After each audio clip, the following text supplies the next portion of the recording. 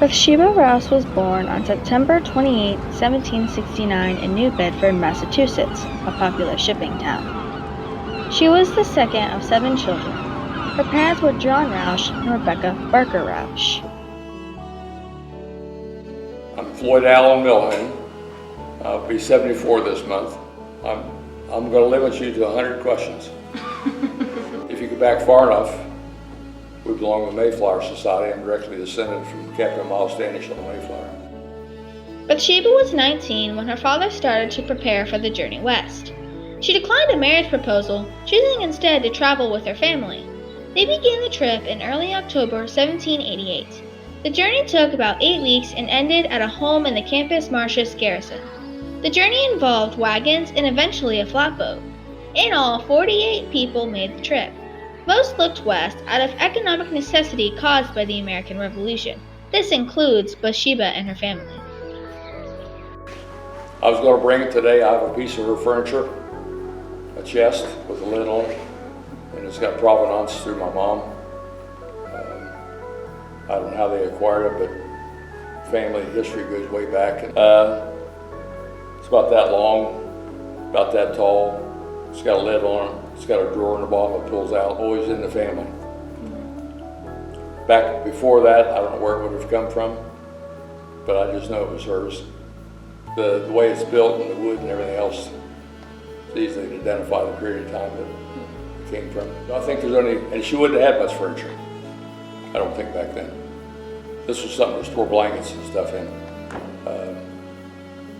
People didn't have any clothes. A lot of old houses didn't have closets. They just had a couple of nails to hang their bib overalls on.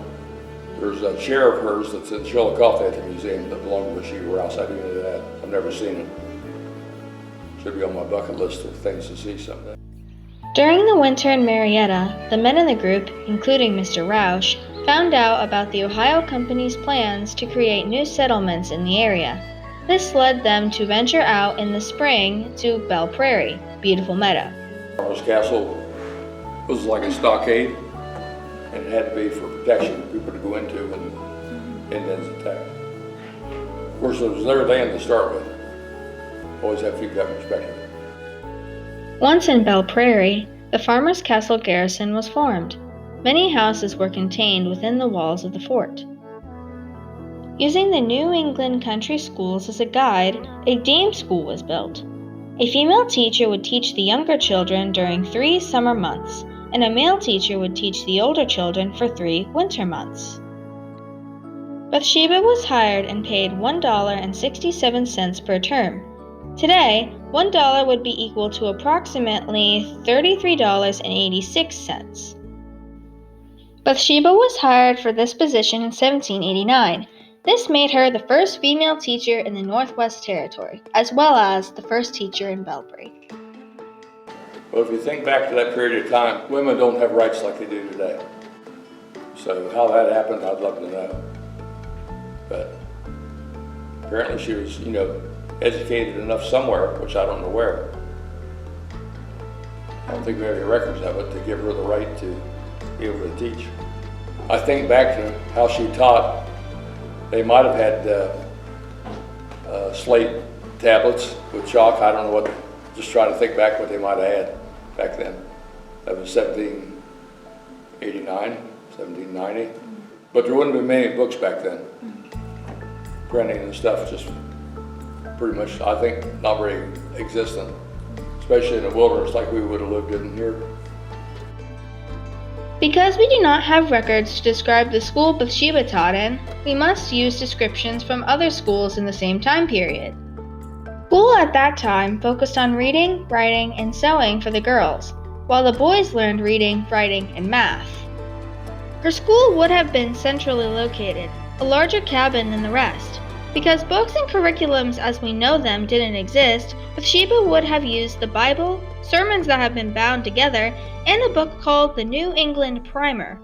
The New England Primer was used to teach reading and spelling. In another cabin at Farmer's Castle lived Griffin Green and his family. One of his sons was Richard Green. This man was able to do what the wealthy man from Massachusetts couldn't. He won Bathsheba's heart. They were married soon after the Indian War ended.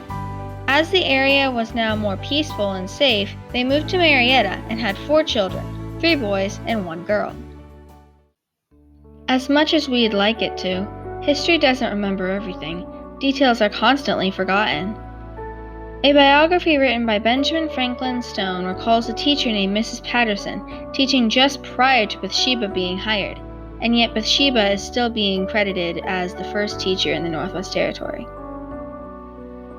I have been told by both the Belper Historical Society and Mr. Milhone about a plaque at the elementary school. I have found that the school where the plaque was no longer exists. It was located on Main Street and was torn down. I don't know if the plaque was saved or not. I do know that many records regarding Farmer's Castle have been lost. When Bathsheba was living, different people in that time, there wasn't a courthouse like there is today, and the Board of Health that had death certificates and birth certificates.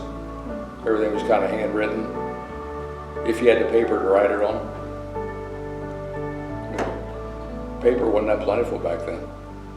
And a lot of courthouses were built out of wood. Of course, this is way after she died, and a lot of information was lost. And I can only imagine when she was walking the face of the earth and how they kept information. Bathsheba Rouse Green died on the 27th day of 1843. The most likely month is February. However, I have also seen September and November. She is buried in Marietta at the Mound Cemetery. Her gravestone is unreadable. Over at least the past 20 years, Belper Elementary students have gone to Mound Cemetery, many of them playing feet away from Bathsheba Rouse's grave.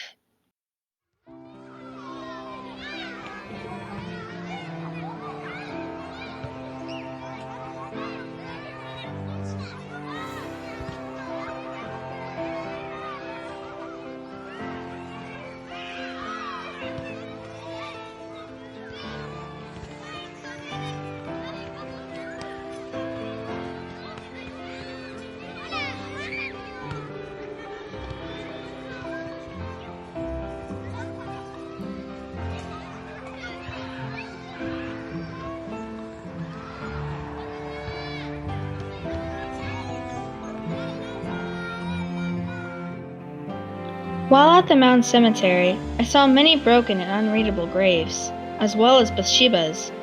History of this area's beginning is being lost.